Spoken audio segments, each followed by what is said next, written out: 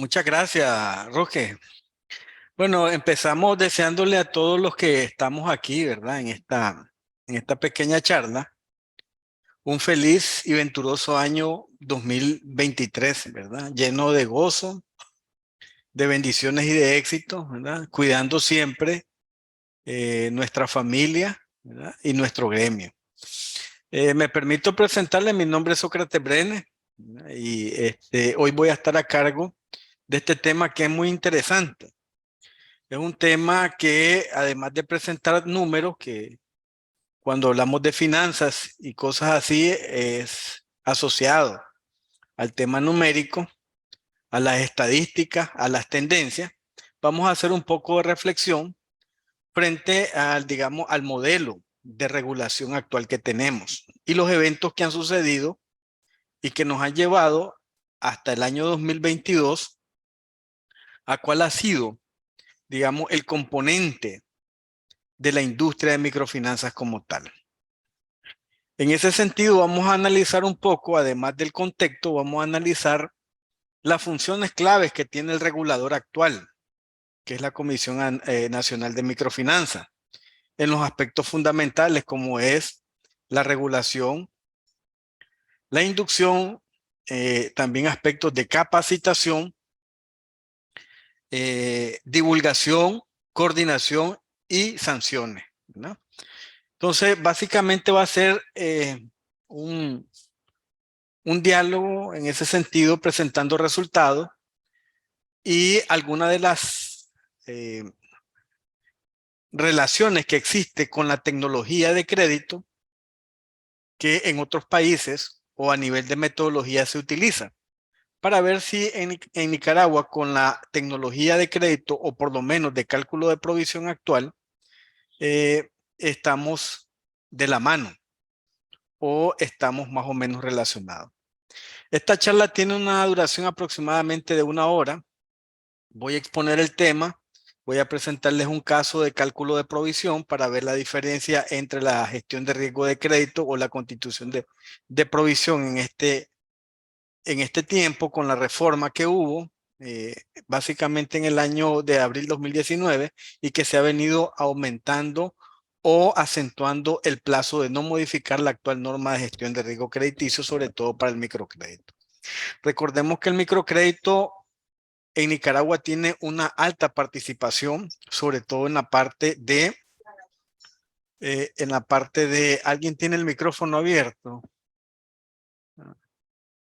en la parte de participación del empleo y también, aunque un poco marginal, en la parte de lo que es oferta crediticia a nivel nacional. Pues no se compara con los datos del sistema financiero, sin embargo, vamos a ver un poco cuánto es el alcance de la cartera de crédito que tienen las instituciones de microfinanzas, aún las que están reguladas por la Superintendencia de Bancos, ¿verdad? Vamos a comenzar con el tema entonces, ¿verdad? Espero les guste, ¿verdad? Empezamos con la primera pregunta.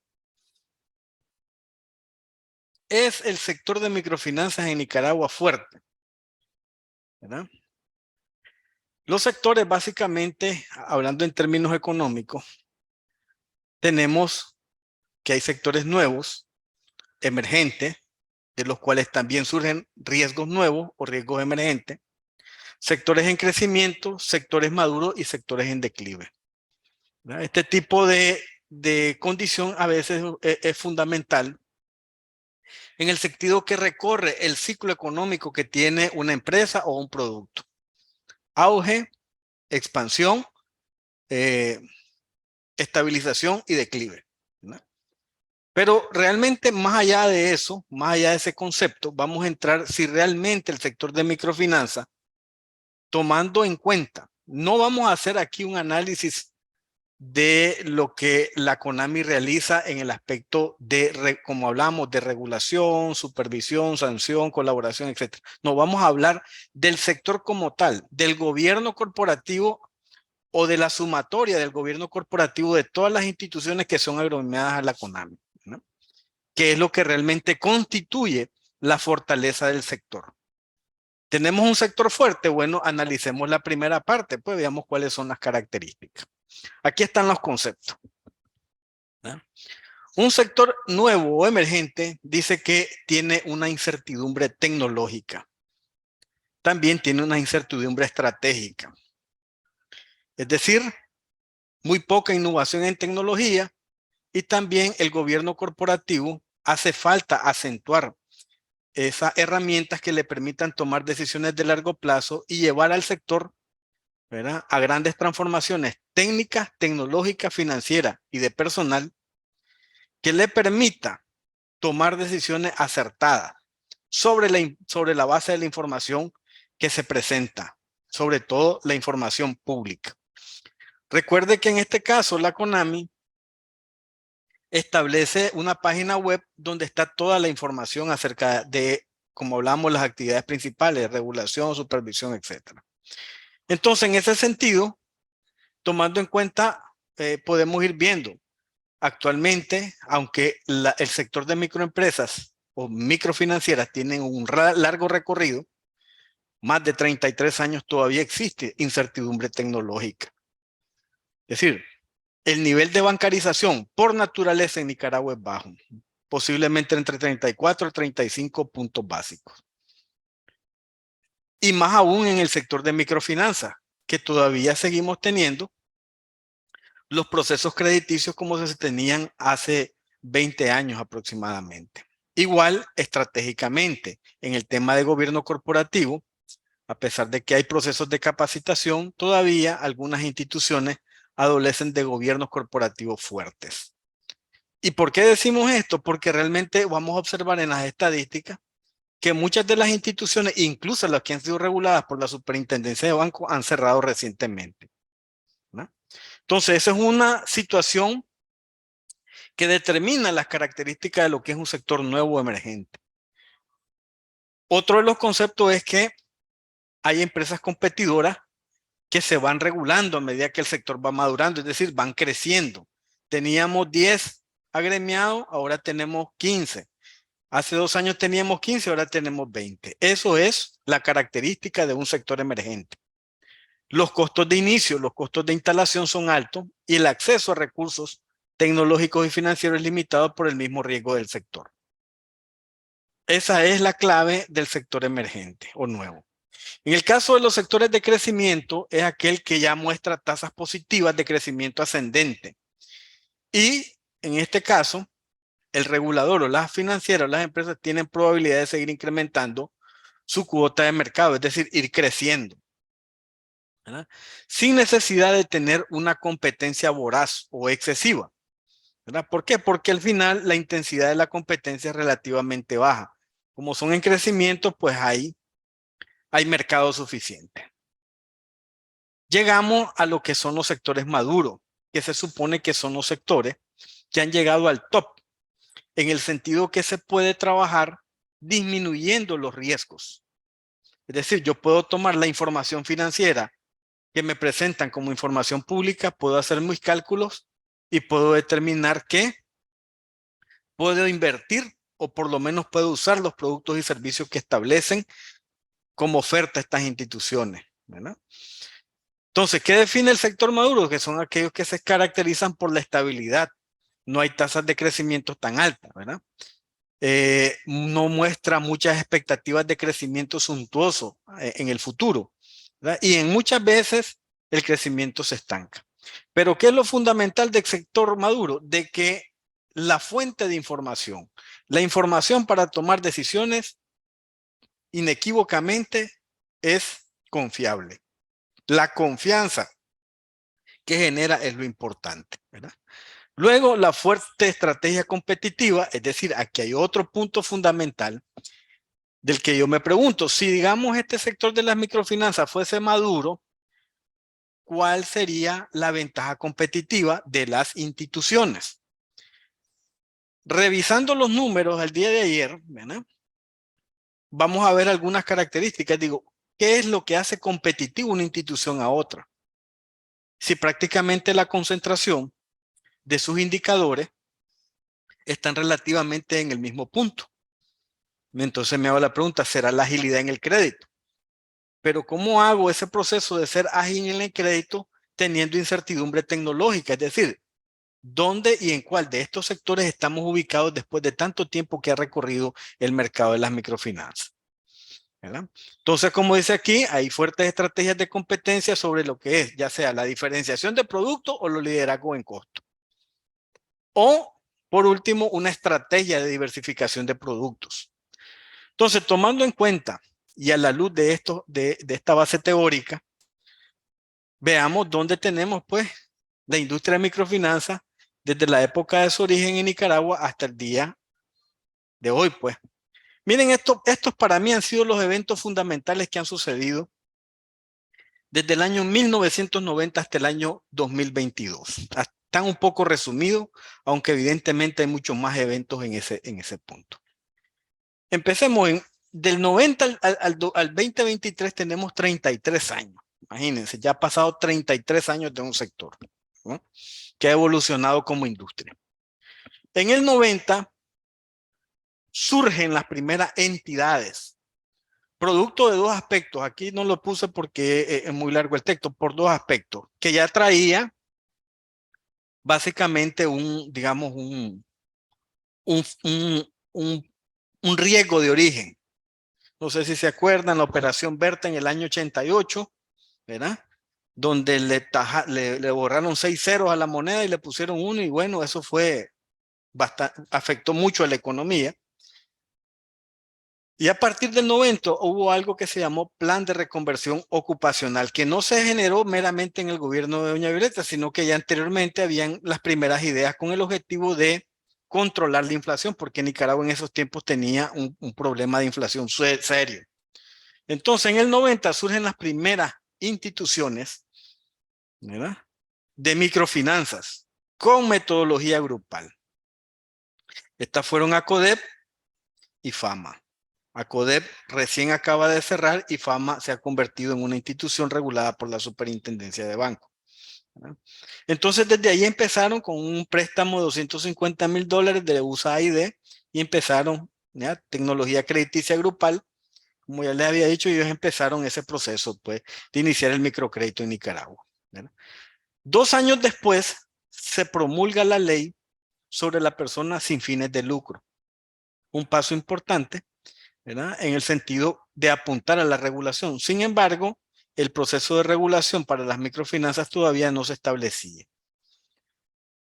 Del 92 al 94 empiezan las personas, los usuarios de las microfinanzas, a sentirse que sus derechos son vulnerados, porque las tasas de interés que cobraban las instituciones en ese momento eran bastante onerosas, bastante altas. Entonces se promulga la ley de préstamos entre particulares, que también en ese sentido, como no existía una ley en el caso de las instituciones de microfinanzas, se apegaban a cierta manera a dar contratos o préstamos con lo que indicaba esta ley, ¿verdad? Pero no todas la cumplían.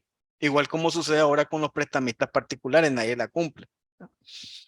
No había un regulador, entonces todo el mundo hacía, ¿verdad?, colocaba crédito con una gran cantidad de riesgo. Efectivamente no habían centrales de riesgo, y en ese sentido, pues, como no había, digamos, la forma de mitigar el riesgo, la tasa de interés era la que tenía que soportar los incrementos, pues. En el 98 ya hay imagínense, 8 años después, hay un paso fundamental, que es la iniciativa del sector privado de crear lo que se llama la Asociación de Microfinanzas en Nicaragua, que todavía funciona, pero que actualmente, ¿verdad?, hace un enlace entre las instituciones de microfinanzas agremiadas a ellos y los fondeadores. Y la otra parte es presentar resultados y estadísticas. Hasta ahí ha quedado, por lo menos a mi manera de ver, limitado, ¿verdad? Y a eventos de capacitación. No es un regulador natural, ¿verdad? Entonces, van viendo cómo hay en ese proceso de evolución del sector, pero sigue siendo desordenado y caótico. No hay resultados, no hay información. Los inversionistas vienen aquí, dan dinero a las instituciones de microfinanzas y luego, imagínense que entraban con visas de turista y no de trabajo en algunos de los casos, y así firmaban un contrato. Y el punto es que Nicaragua en ese tiempo se inundó de liquidez para el microcrédito. Y se inundó tanto que hubieron dos instituciones en ese momento, ¿ya?, que peleaban competitivamente por quién captar o quiénes captaban más la cantidad de clientes. En este caso ya dos extintos, ¿verdad? Findesa, que después se convirtió en el Banco del Éxito, y Confía, que se convirtió en Procredit, Banco Procredit. Y ellos distorsionaron el mercado porque hasta antes del movimiento no pago, el plazo promedio que existía en las instituciones de microfinanza era de 12 meses a menos, y ellos elevaron toda la oferta crediticia hasta 36 meses, incluso hasta 5 años. Entonces eso distorsionó y creó, ¿verdad?, en cierto sentido, una distorsión en el nivel de endeudamiento de los microempresarios que después no pudieron pagar. Aunado a otros aspectos, apareció el movimiento no pago, ¿verdad?, que afectó directamente a las instituciones y las puso en jaque mate, ¿verdad? Muchas de las instituciones cerraron, otras quebraron, se vieron muy afectadas y efectivamente pues el riesgo de crédito se levantó inmediatamente, ¿verdad? Y eso ha sido un poco, es decir, eso ha sido un parteaguas de poder, digamos, volver a corregir, porque a pesar de que no habían estadísticas oficiales, pero de boca de los miembros o los directores de las instituciones de microfinanza en sus reuniones, sus niveles de mora en la calidad de cartera eran muy buenos, y por eso pues venían muchos inversionistas a depositar sus fondos para que le dieran vuelta como capital de trabajo en la colocación de préstamos. Entonces, apareciendo el 2008 el movimiento no pago y sus afectaciones, donde básicamente los dos bancos que les mencioné anteriormente fueron los que más se vieron afectados, incluso con actos de violencia, detenían a los promotores, asaltaban a los gerentes, etcétera. Entonces, pasaron del 2008 al 2011 hasta que por fin se establece el fomento y la regulación de las microfinanzas y se crea la Comisión Nacional de Microfinanzas con la Ley 769, ¿verdad? Entonces, en ese sentido, empieza ya el sector microfinanciero a tener un autorregulador o un regulador, ¿verdad? En ese sentido, le debe de dar ya un poco más de seriedad y de madurez. Entonces, a partir de eso, la CONAMI establece el proceso de regulación, establece el proceso de inducción, de capacitación y de colaboración con las instituciones que se van agremiando, ¿verdad?, de acuerdo a las características que presenta la ley de fomento. Y luego, a partir de ahí, todo el proceso de gestión de normas, ¿verdad? En el 2013, 2 años después, miren cuántas normas se promulgan: la norma de riesgo crediticio, la norma de prevención del lavado de activos, la norma de auditoría interna y externa, la norma de presentación de información financiera y la norma de protección al usuario, en el 2013. Y en el 14 se promulga la norma de gestión de riesgo tecnológico y la primera actualización de patrimonio capital social mínimo requerido, tal como lo instruía en la ley 769, porque hasta ese momento no se había actualizado, ¿verdad? Luego, en el 2019, después de los eventos del 2018, hay una reforma a la gestión de riesgo crediticio. Y vamos a hacer un pequeño ejercicio para ver cuál ha sido el impacto de esa gestión o cuál es el impacto. Después, en el 21 y en el 22, los eventos han sido básicamente, se han mantenido en dos esferas.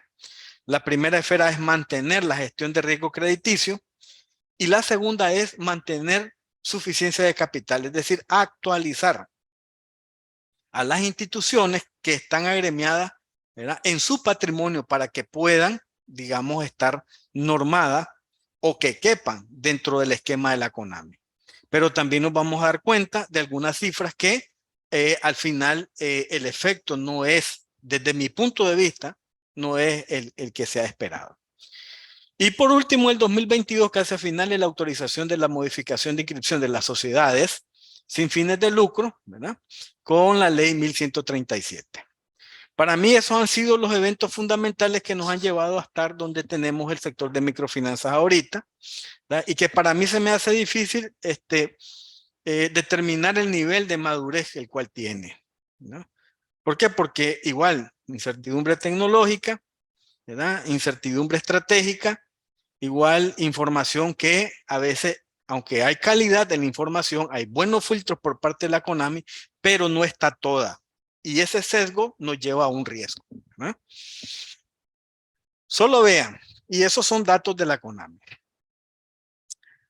A diciembre hay 51 instituciones reguladas, ¿verdad? Perdón, 52 instituciones reguladas y 51 sin regular, es decir, la mitad, ¿verdad? 103 instituciones, la mitad regulada, la otra mitad no regulada.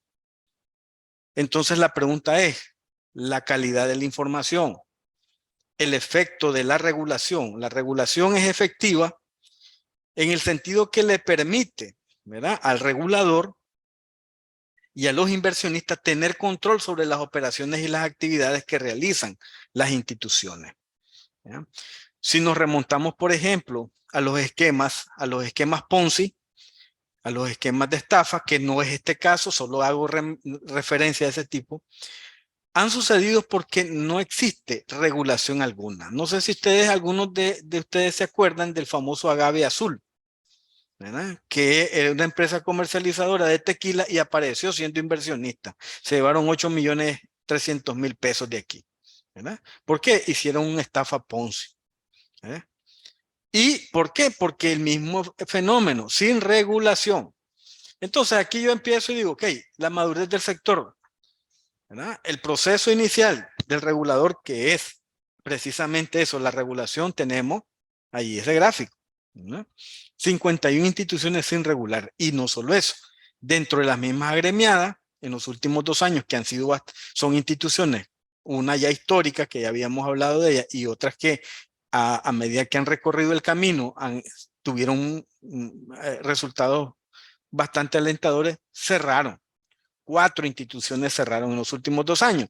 Y 2 instituciones que eran reguladas por la Superintendencia de Banco, que también venían de su origen de microfinanzas, también cerraron.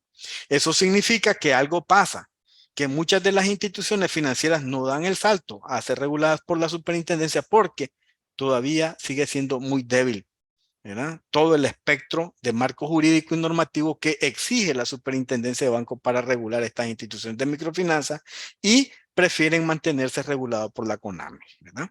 Entonces, desde ahí ya podemos irnos dando cuenta cuál es el riesgo del sector, o por lo menos la certidumbre que tenemos de su información. Los saldos de cartera, el tamaño. Tal como dice ahí, tenemos un vacío de información, ¿verdad? Los reportes de la CONAMI y la Superintendencia de Bancos a septiembre del año 2022 establecen que hay un saldo de cartera de 389 millones de dólares.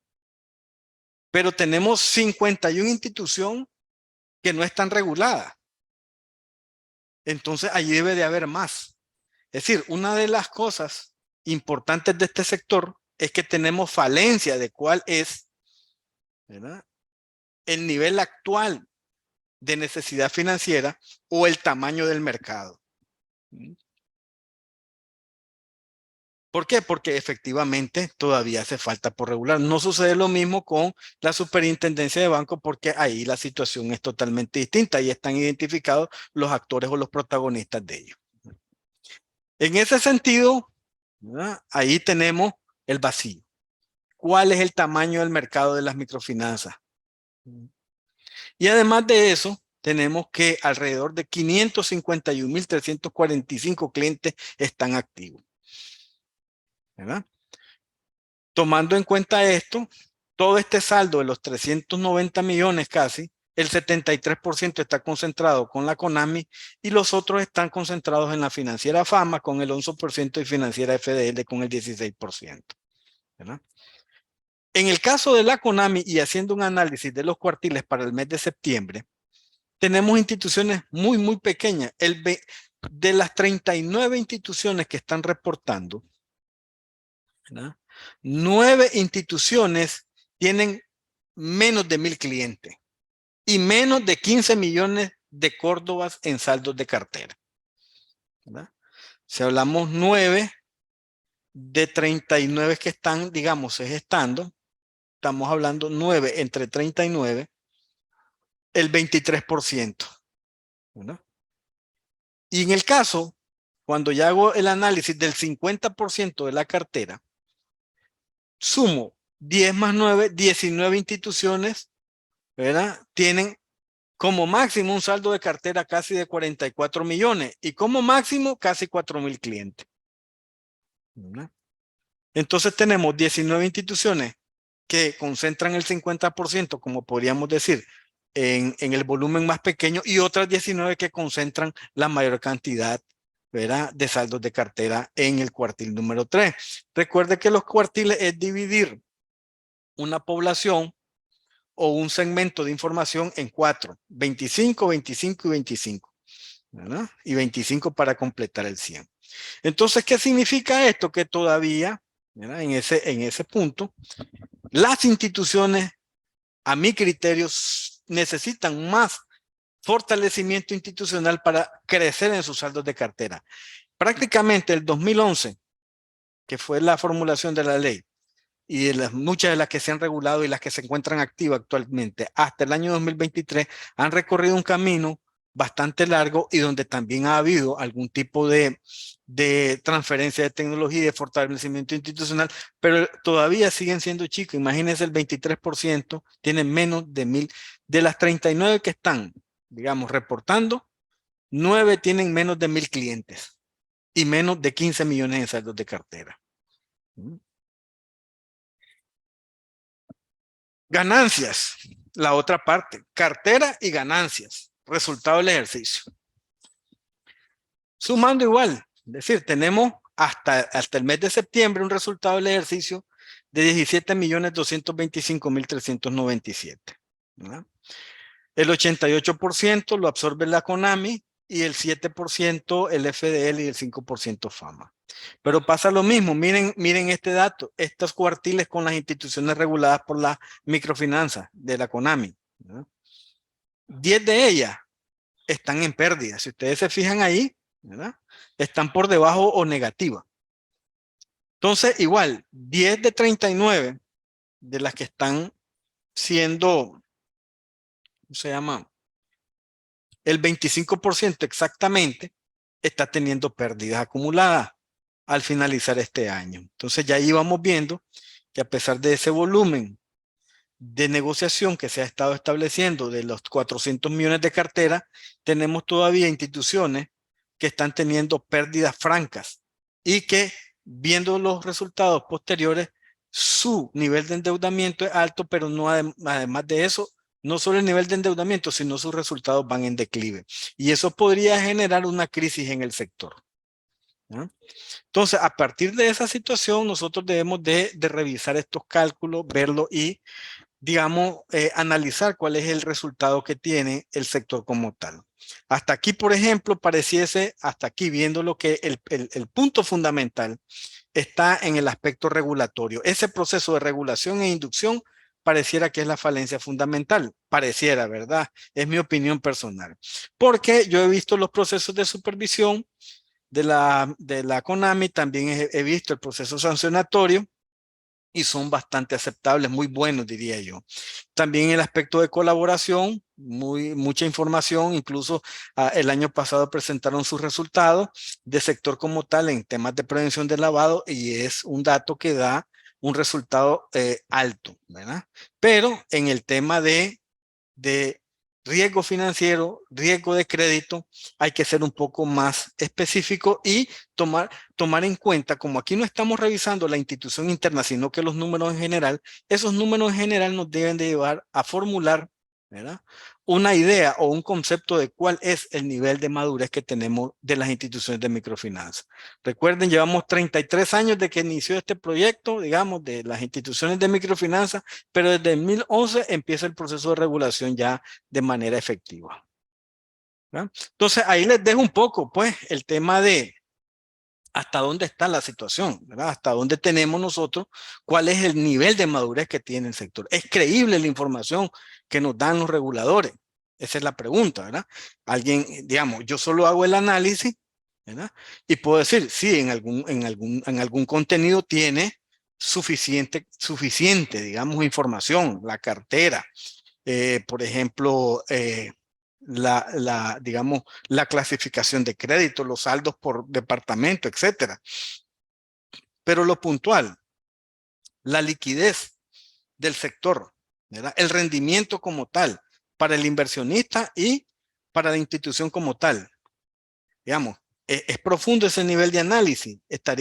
Un inversionista vendría con suficiente confianza para poder invertir su capital en ese sentido. Veamos, pues.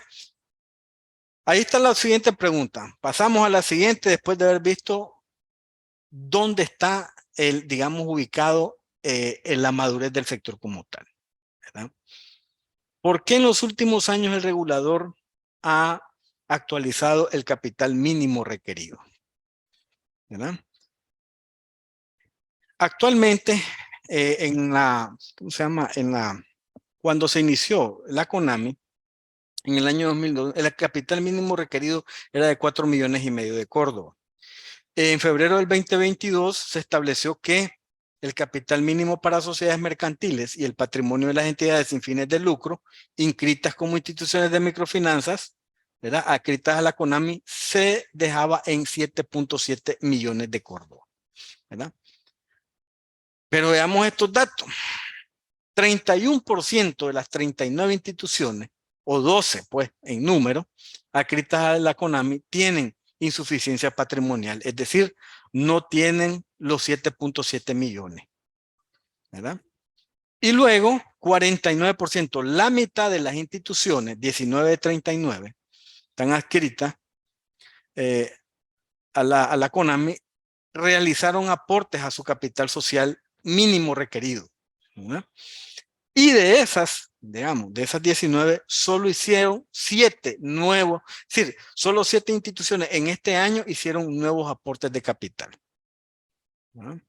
Entonces, este es un indicador que, digamos, en el aspecto de supervisión debería de ser importante, tener un 30% de las instituciones que no cumplen con el capital mínimo requerido, debería de llamar la atención y echar manos en el asunto, porque recuerden que ahí no solo están los clientes, están los proveedores de fondo, y un proveedor de fondo, nacional o extranjero, ¿verdad? Que digamos, liquide una institución o que de alguna manera tenga problemas para pagar sus deudas, prácticamente crea un riesgo sistémico. Y entonces, si ustedes se van a fijar en los datos que les voy a presentar, la industria de microfinanzas tiene un alto nivel de endeudamiento. ¿Esto qué significa? Significa que depende mucho de los proveedores de fondo de dinero, ¿verdad? Entonces, a este punto, tomando en cuenta esta cifra, nosotros tenemos que ver la forma, nosotros no, ¿verdad? Nosotros presentamos o ponemos, pero el regulador debería de llamar, y claro que debe llamarle la atención porque ellos tienen estos mismos números y los revisan mensualmente, este tipo de situación, ¿no? Tenemos por un lado la parte de la insuficiencia de patrimonio, que en algunos no cumple, digamos, con los 7,7 millones. Y después de esto, miren bien, 10 de 39 instituciones adscritas a la CONAMI tienen tasas por encima del 100% anual al finalizar el mes. Y esa curva, ese gráfico que ustedes ven ahí, ¿verdad? Es el tipo de interés promedio que las instituciones han reportado de toda la industria, ¿verdad? En diciembre cerró con un promedio de 72,97% anual y ahorita en septiembre 67,55%. ¿Qué pudo haber pasado? ¿Por qué la baja de interés? Si realmente no debe haber existido una baja de interés, porque Nicaragua ha tocado 5 veces este año las tasas de referencia monetaria. Y eso ha sido un efecto externo, pues el mundo, la Fed, la Reserva Federal de Estados Unidos, todo el año ha pasado elevando sus tasas de referencia. Evidentemente eso impacta a Nicaragua. Y Nicaragua igual ha tenido que tocar sus tasas de referencia. Eso tiene una implicación negativa, bueno, negativa y positiva. Uno, porque hay que atraer a los inversionistas, pagarles un poco más por el costo de su dinero, pero ese costo se traslada a la economía en general. Entonces, la banca tiene que cobrar créditos más caros, ¿no? Pero el efecto ha sido contrario. Si ustedes se fijan aquí, la tasa de interés más bien ha tenido una disminución en ese aspecto, ¿verdad?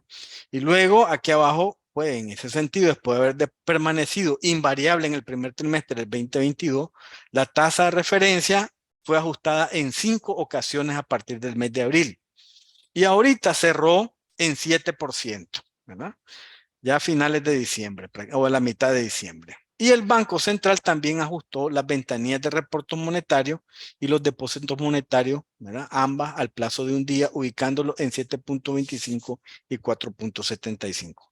Todo esto que ustedes ven aquí tiene relación, porque, como les digo, debe de llamar la atención en ese sentido el comportamiento de la tasa de interés que, de acuerdo a, a lo que vivimos en el efecto económico, producto de estas elevaciones hechas por la Fed, la tasa de interés no se ha visto afectada, más bien ha tenido una disminución en el promedio que se ha registrado, ¿verdad?, de los datos que ha dado la CONAMI al mes de septiembre. Un poco el concepto que es la tasa de referencia monetaria, los dos componentes que hacen es las tasas internacionales y las condiciones monetarias internas. Esa define si se sube o se baja. Y según el concepto, la tasa monetaria, el cumplimiento del Banco Central es propiciar estabilidad de la moneda nacional y el normal desenvolvimiento de los pagos internos y externos y, evidentemente, apoyar la administración de liquidez del sistema financiero y mantener condiciones propicias para la intermediación financiera.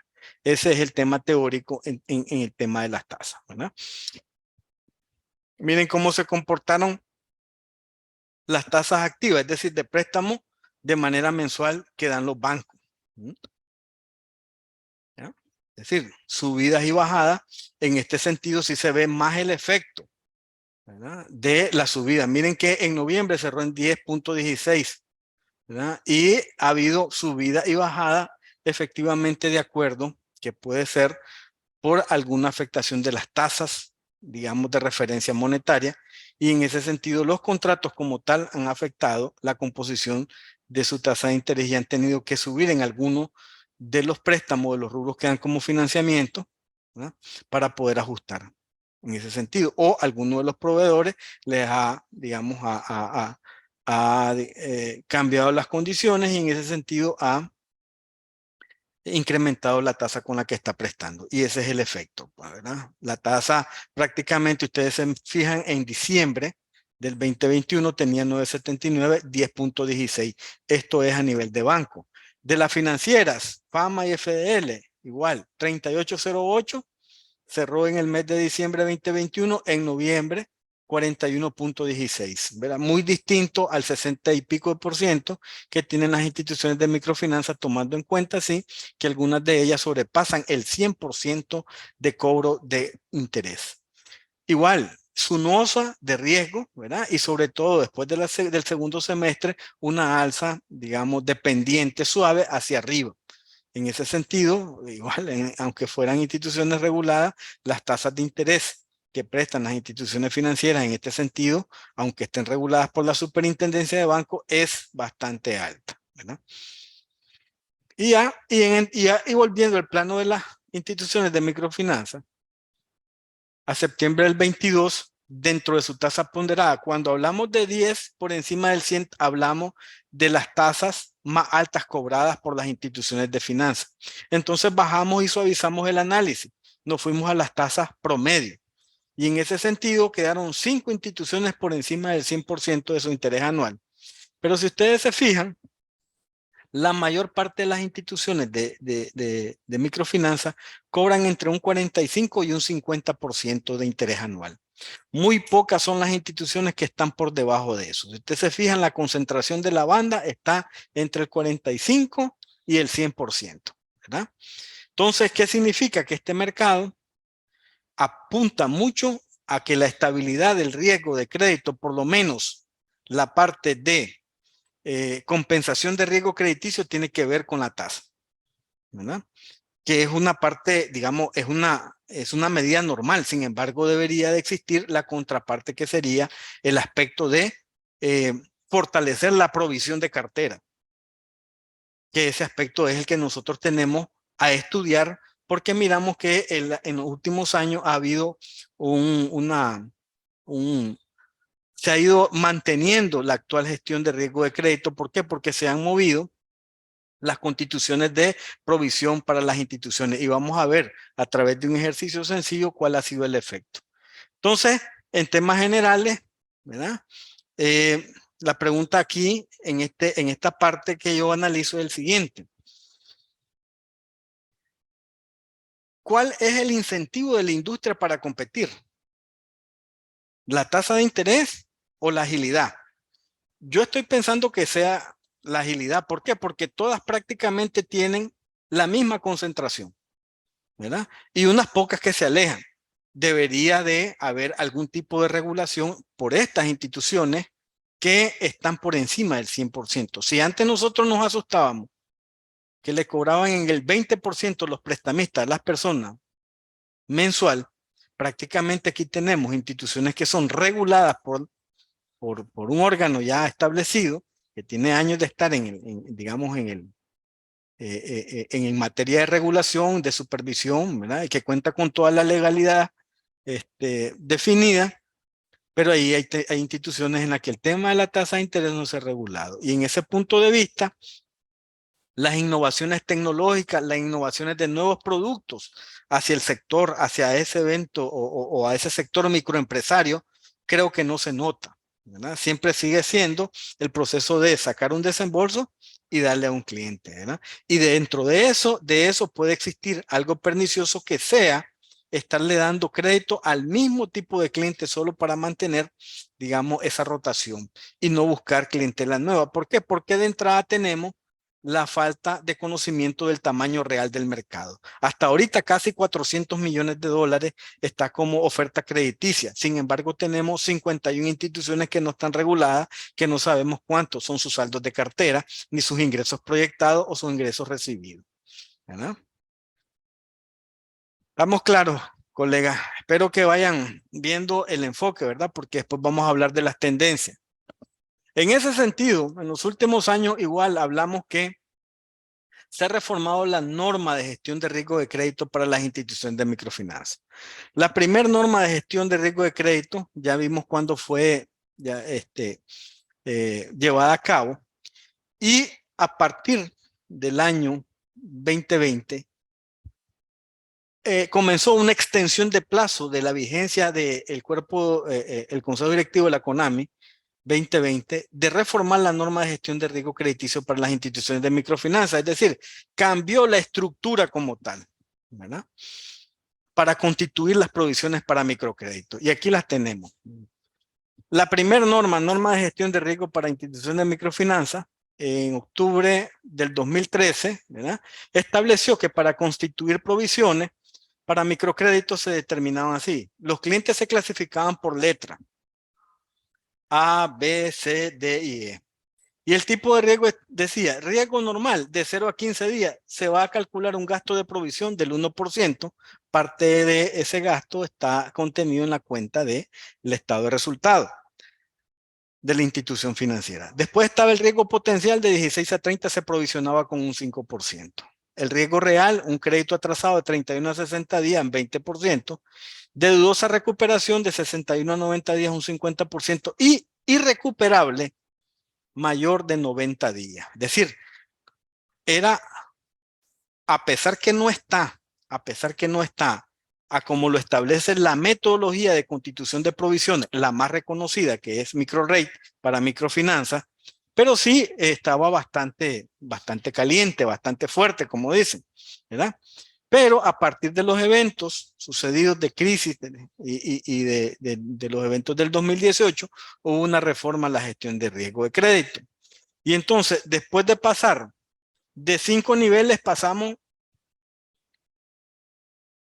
9 niveles. Y tenemos clasificaciones siempre en letras, ahora con letras y números. A1, riesgo normal, 0 días. No hay cálculo de provisión de cartera. Riesgo normal de 1 a 15, 1%. ¿Verdad? Ya la cartera de 0 días de mora, que para las instituciones tienen cartera sana, no queda ni un solo peso que provisionar, sino que se provisiona a través de la mora, a partir del día 1 que cae en mora. El riesgo potencial de 16 a 30 días se provisionaba con el 5%. El riesgo real se provisionaba de 31 a 60 días con el 10%. Y de dudosa recuperación de 61 a 90 días con el 25%. Y luego el D2 de dudosa recuperación de 91 a 120 días, 50%. Dudosa recuperación D3 por segmentos más pequeños, 121 a 150, el 75%.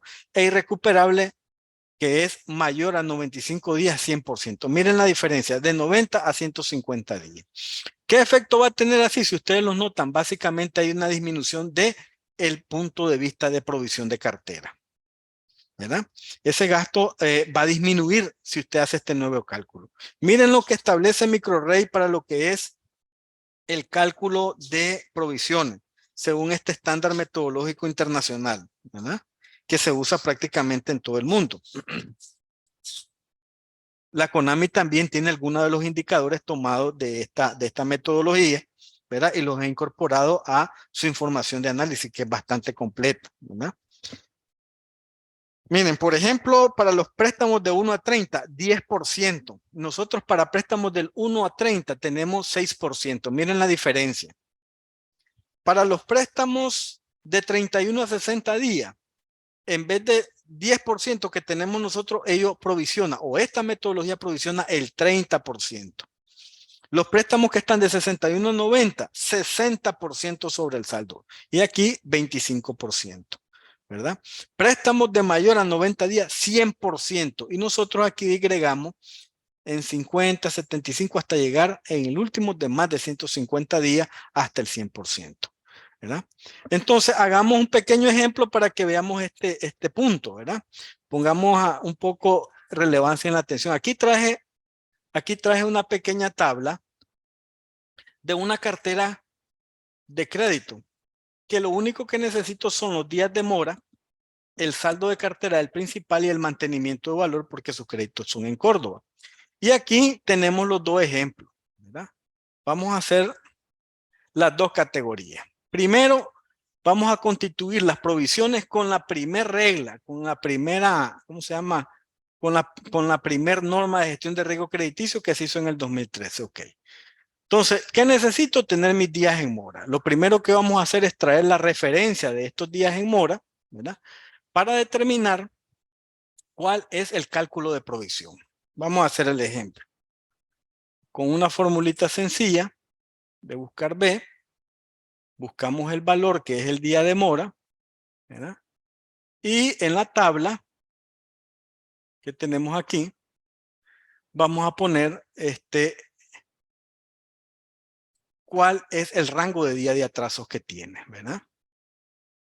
Seleccionamos ese rango y pedimos que el indicador sea por defecto el rango de días establecido. Entonces en este día me dice que de acuerdo a esto tenemos día de mora 132 está mayor a 90 días, ¿verdad? 326, ¿verdad? Tenemos aquí mayor a 90 días con la primera, ¿verdad? Con la primera constitución de provisiones. Miren, de 61 a 90, de 0 a 15, está de 5 días de 0 a 15. Sí, asegurándonos de que esté bien clasificado, ¿verdad? Una vez que tenemos esta clasificación, hagamos el cálculo de la provisión, ¿verdad? Vamos a establecer cuál es el saldo de cartera actual. Entonces, con esta fórmula, ¿verdad? Establecemos el rango de suma, ¿verdad? Que es este total que tenemos aquí. Establecemos los rangos de criterios, que ya los habíamos calculado aquí, y luego establecemos el criterio, que en este caso, ¿verdad? Sería este criterio que está aquí. Y el saldo que me da es para los créditos atrasados de 0 a 15 días tiene un saldo de cartera de 1036,29, ¿verdad? Entonces, copiamos, ¿verdad? Y ahí tenemos el saldo. Ahora calculamos las provisiones, esto por el porcentaje de provisión. Hacemos la suma y nos dice que el cálculo de provisión es el gasto de provisión es de 27,993. Hagamos el segundo cálculo con la nueva actualización que está en el artículo 20 de la norma, que son estas tablas que tenemos aquí. Vamos a hacer el mismo cálculo, ¿verdad? Entonces, borramos esta fórmula de aquí. Vamos a copiar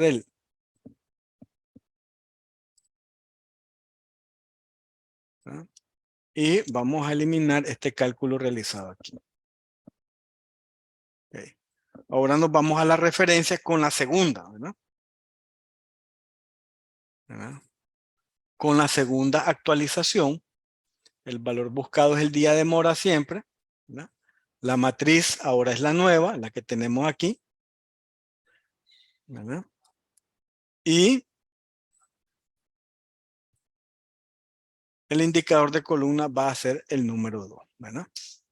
Y ahí me jala la información. 132 está en el rango de 121 días, mayor de 150 días, mayor de 150 y este de 60. Es decir, nos confirmamos que esto sea correcto, ¿verdad? Y ahora hacemos lo mismo que hicimos con el anterior.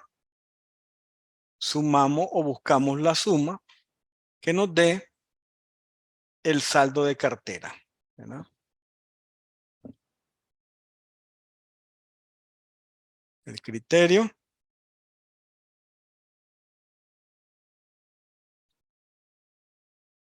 y el criterio establecido por la norma.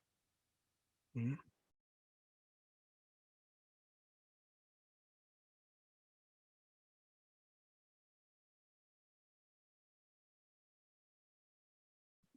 Ahora calculamos las provisiones.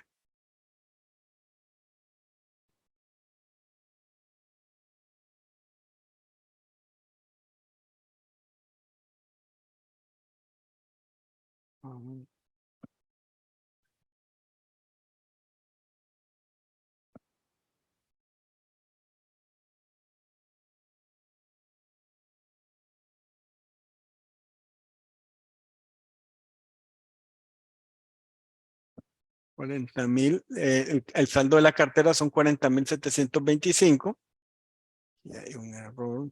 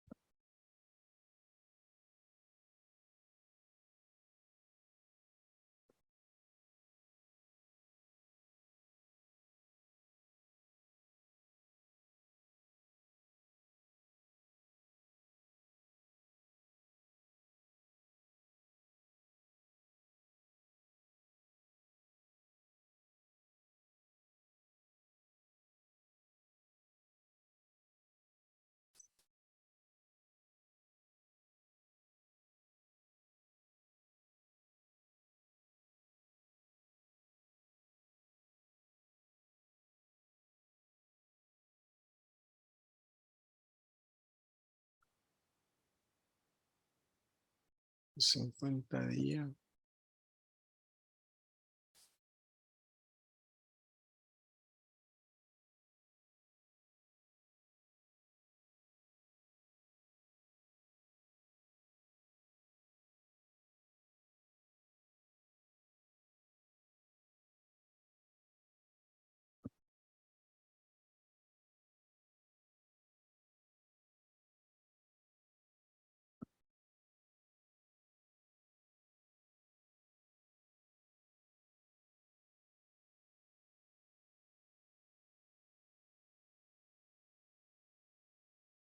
Entonces, básicamente en la constitución de establecer la provisión, ¿verdad? El gasto de provisión establecido para los créditos a 90 días, ¿verdad? Nos da un total de 27.933. En el caso, ¿verdad? De esto nos da la mitad, prácticamente 12.644. ¿El efecto cuál es aquí? El efecto es que hay una disminución sustancial acerca de lo que es el cálculo de provisión. Prácticamente lleva un poco más de la mitad al llegar a calcular, digamos, el efecto que tiene el cálculo, el gasto de provisión en los 90 días. En ese sentido, ¿cuál es el peligro de este punto? Que al calcular las provisiones de cartera, es decir, el cálculo del costo como tal de provisión es menor que el que estimado o el que sea estimado con respecto a la primera actualización o por lo menos al primer reglamento que existía en la constitución de provisiones, ¿verdad?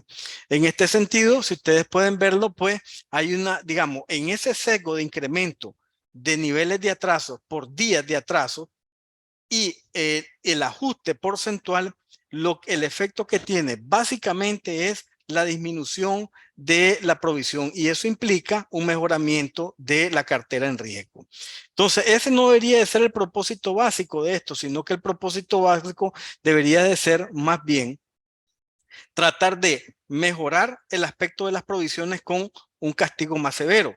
Y lo otro es el colchón, ¿verdad? Financiero que debería establecer para poder, digamos, coberturar las futuras pérdidas de créditos malos, ¿verdad? Entonces, básicamente, lo que les digo es que en este sentido, la actualización más que el efecto requerido, que es mejorar la administración de la gestión de riesgo crediticio, tomando en cuenta que la metodología que establece la CONAMI es una metodología asociada a esta calificadora de riesgo que se llama MicroRate y que evalúa, este tipo de metodología evalúa el riesgo crediticio para posibles inversionistas, acreedores, ¿verdad? Y que se centra fundamentalmente en el riesgo de crédito porque considera la cartera de crédito su mayor activo, pues básicamente el objetivo fundamental es un desapego a ese tipo de normativa. ¿Por qué? Porque lo que está haciendo es, digamos, bajando o disminuyendo el gasto de provisión en una época de crisis y sobre todo de movimiento económico irregular. Y en ese sentido, en este punto, afecta fundamentalmente los números, dando a entender de que la cartera en riesgo va disminuyendo el costo de provisión, ¿verdad? Entonces, el punto fundamental aquí es ver que con este tipo de actualización de gestión de riesgo crediticio, constitución de provisiones, hay una disminución acerca del gasto. Si esta cartera que estamos evaluando ahorita tuviera, ¿verdad? Cartera nueva, cartera fresca con 0 días de mora, básicamente no tendría prácticamente constitución de provisión. ¿Por qué? Porque considerarían que fuese cero riesgo. Y en microcrédito, aunque sea un crédito cero mora, no implica que el comportamiento a lo largo del tiempo va a ser de cero riesgo, ¿verdad? Entonces, el efecto fundamental de haber actualizado es que hay una disminución del gasto de provisión que no necesariamente tenga que tener un efecto positivo ante la vista de los inversionistas o de los proveedores de fondos. Entonces, ¿cuál ha sido la tendencia este año? Por lo menos en lo que es el comportamiento de la cartera en riesgo, los bienes adjudicados y los ingresos financieros. Veamos, este año, por ejemplo, ha habido un crecimiento de la cartera del 7.2%. Solo en marzo hubo una caída del saldo de la cartera, ¿verdad? Eso es algo positivo. También, ¿qué otra cosa es importante que se ha mantenido constante a lo largo del año? La cartera en riesgo. La cartera es, como les decía, según cualquier metodología de análisis financiero para instituciones financieras o bancos, es el activo principal, el bien principal. Y la cartera en riesgo es el indicador rey, por así decirlo. Y si ese indicador se mantiene constante o a la baja, significa que hay confianza. En Nicaragua, por ejemplo, en este caso, hemos tenido un año en el que se ha mantenido, sin embargo, ha ido años en los que se ha disparado por efectos económicos, por efectos de movimiento no pago, a veces efectos políticos, etcétera. Pero en este año aproximadamente la cartera en riesgo se ha mantenido en un 7,62%, 7,05%. Otro aspecto fundamental es que se asocia a la cartera en riesgo en los bienes adjudicados, porque posiblemente la cartera en riesgo, ¿verdad? Tenga un indicador bajo, pero por otro lado es relevante la cantidad de bienes que se han recibido en pago. También ha mantenido en este sentido, ha sido bastante constante, ¿verdad? Más bien con respecto a la cantidad de bienes adjudicados de diciembre del año pasado, de diciembre de 2021, hay una reducción de ese saldo en un 51%. Los ingresos financieros han crecido bastante, ¿verdad? 202,43% con respecto al inicio del año, y ha habido un crecimiento sostenido que puede ser asociado al crecimiento de las carteras y al crecimiento de las tasas de interés de algunas instituciones que vamos a estar revisando con más detalle.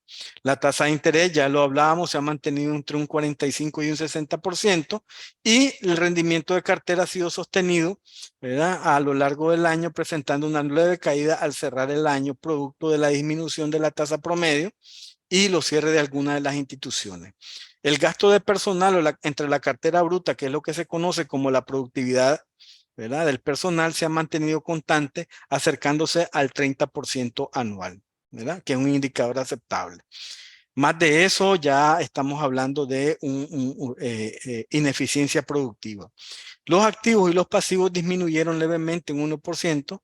Se ha mantenido estable su comportamiento en el caso de los pasivos, ¿verdad? Ha variado significativamente, es decir, ha disminuido el nivel de endeudamiento hasta un 8%, ¿verdad?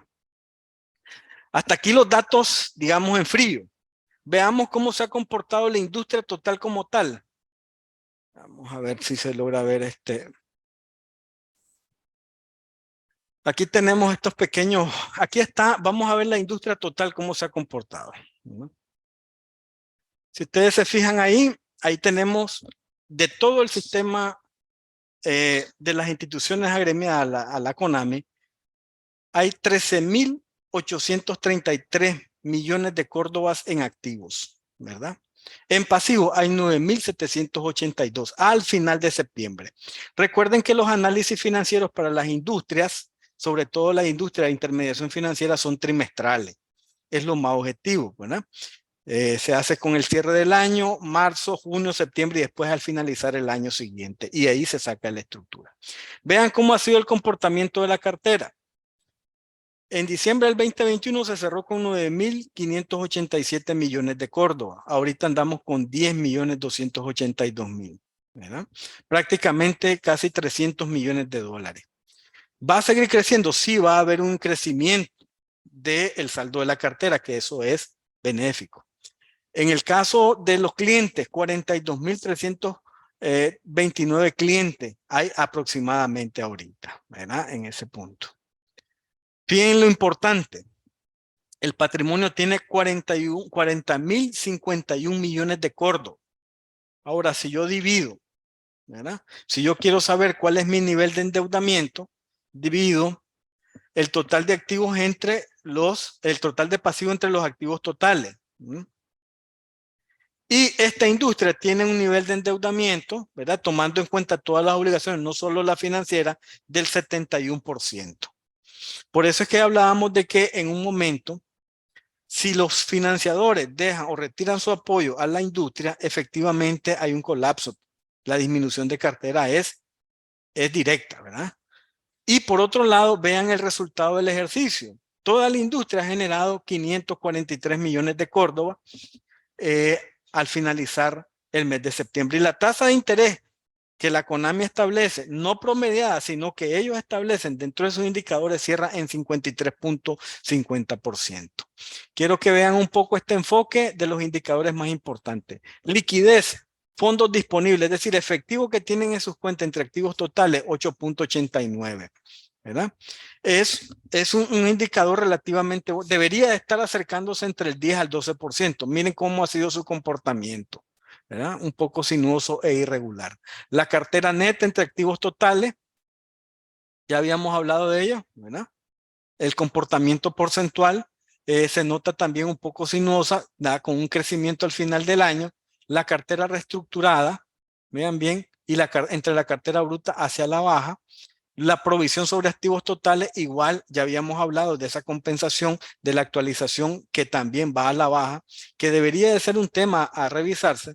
El gasto de personal se ha mantenido sostenido igual que el rendimiento de la cartera, que son los ingresos anualizados entre la cartera bruta. Fíjense que los ingresos financieros de cartera rondan para este año los 4.167 millones.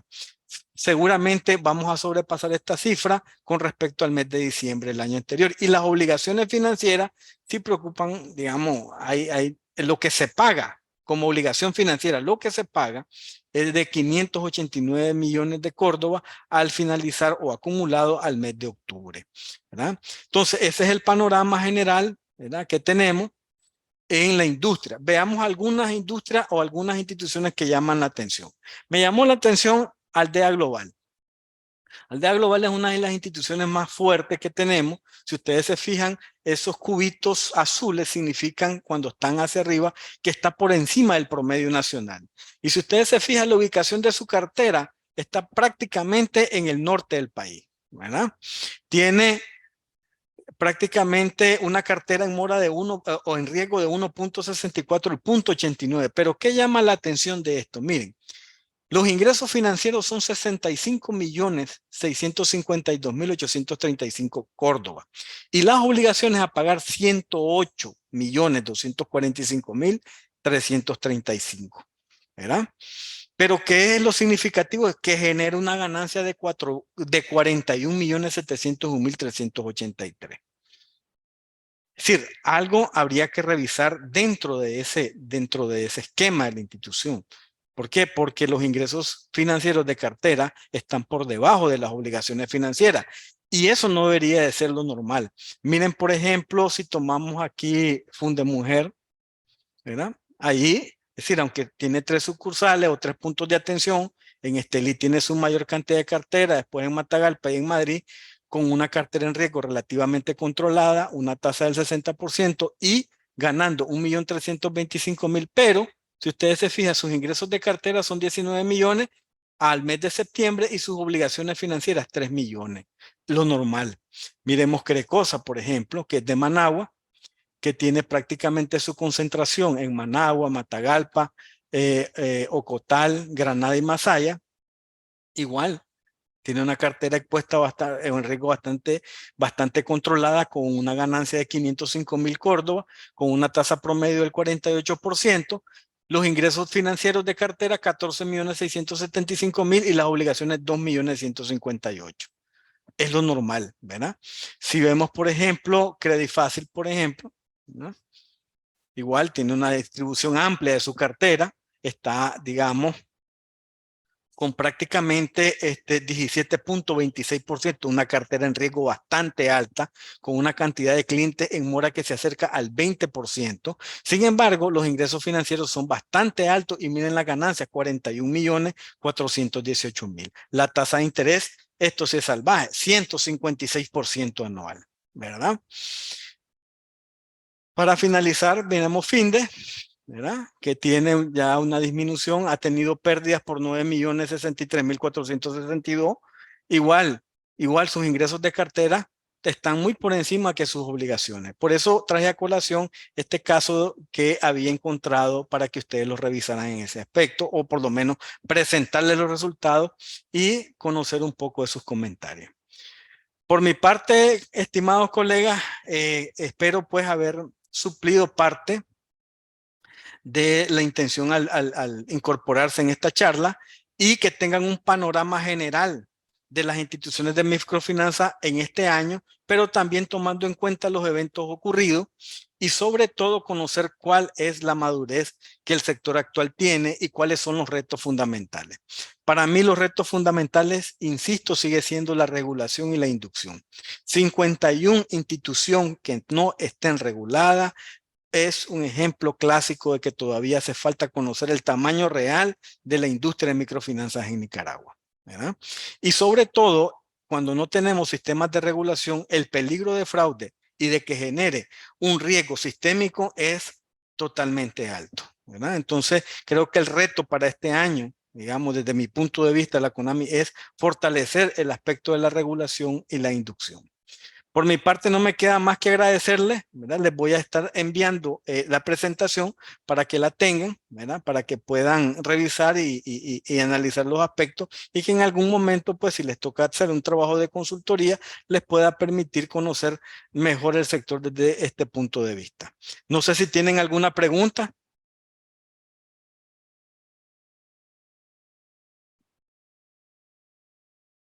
Profesor, en la parte de preguntas y respuestas, ahí tiene dos. Ok, dice. La tasa activa de un sector fantasma como es la cooperativa, ¿cuál será? ¿Con quién se puede medir eso? Si no está regulada la cooperativa por la CONAMI, que es la que establece información pública en cuanto a lo que es la tasa de interés, es difícil. Ahí es solo pedir los contratos a los clientes e ir viendo si realmente cumplen con lo que establecen. Pero recuerde que el marco regulatorio que tenemos aquí, si no está con la CONAMI, es difícil que pueda tener una, eh, un conocimiento explícito de cuánto es la tasa real, ¿verdad?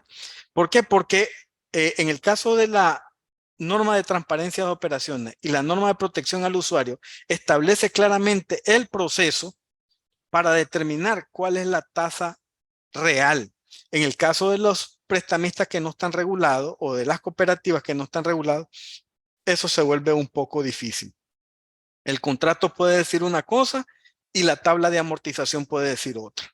Entonces, en esa ambivalencia es difícil, pero sí hay que hacer el cálculo, hay que hacer el resultado, se puede a través de tomar en cuenta las cuotas a pagar y calcular lo que realmente está cobrando la institución frente a lo que el contrato dice. Sucede muchas veces. La gente firma los documentos, no se da cuenta y al final lo que tenemos es que le cobran una gran cantidad de intereses que no están dentro de este contrato, ¿verdad? Y efectivamente, pues, hay una, ¿cómo se llama? Una discordancia entre lo que están prestando y lo que les están cobrando. Si no es regulado, es difícil obtener cuál es la tasa real, ¿verdad?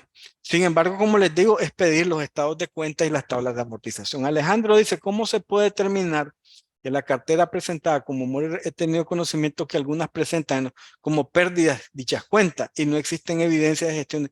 Ese es un problema, Alejandro, de tecnología, ¿verdad? De tecnología y tal como dice usted, eh, de tecnología en el sentido de que va a los expedientes, crédito saneado, 2 cartas de cobro.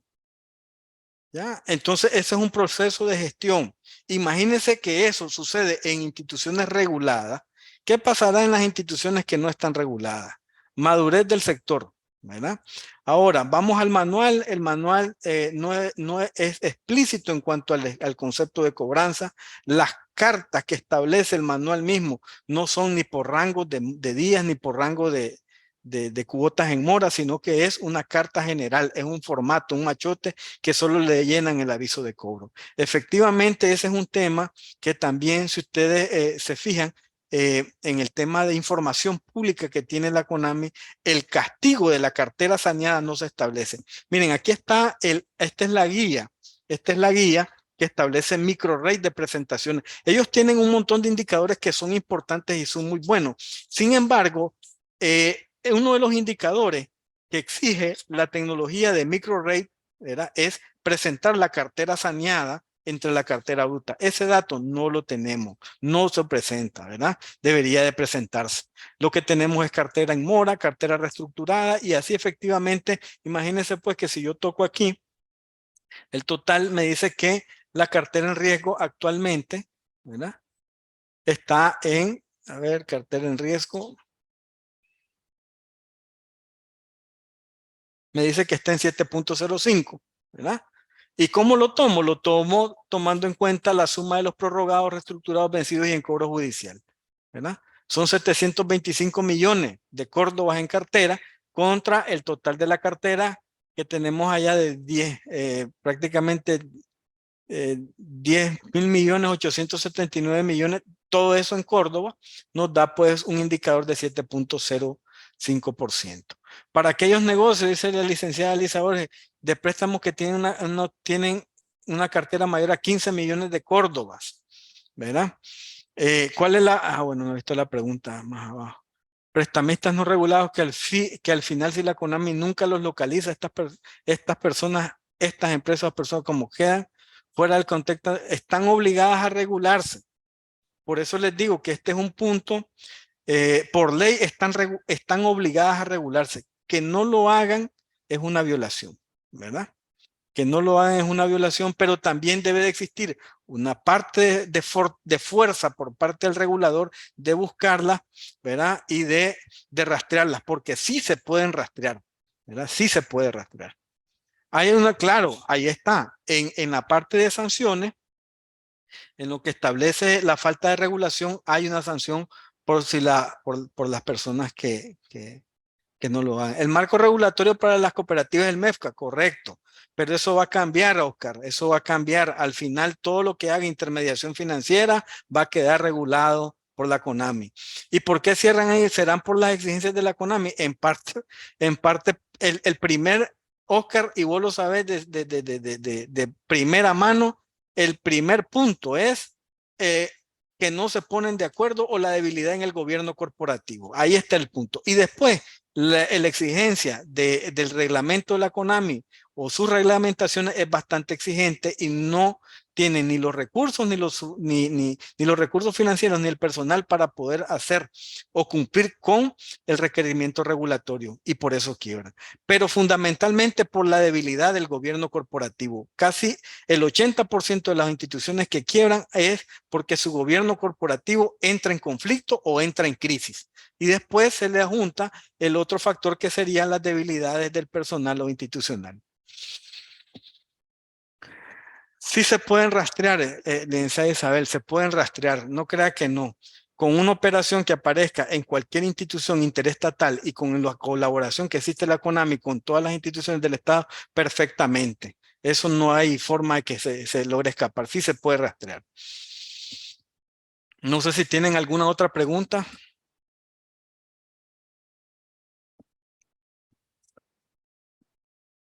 Bueno, espero que les haya servido, ¿verdad? La presentación.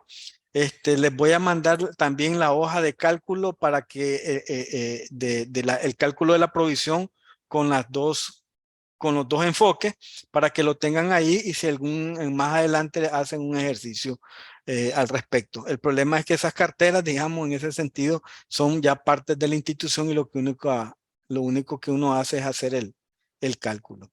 Por mi parte, si no hay preguntas, pues agradeciéndole, ¿verdad? En la primera charla del año, posiblemente les ofrezco esta charla así con este mismo enfoque a finales del mes de marzo, que es cuando cierra el ciclo completo de evaluación para las instituciones de microfinanza, ¿verdad? Muchas gracias y que pasen un buen fin de semana.